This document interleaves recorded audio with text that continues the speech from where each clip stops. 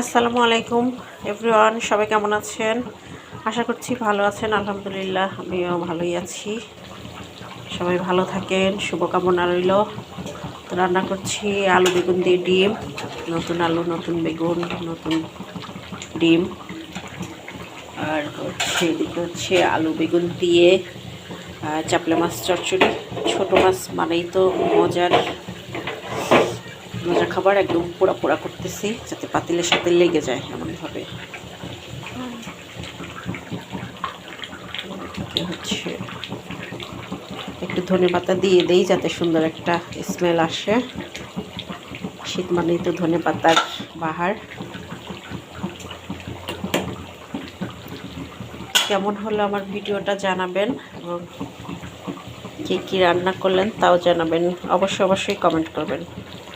Thank you for watching my video.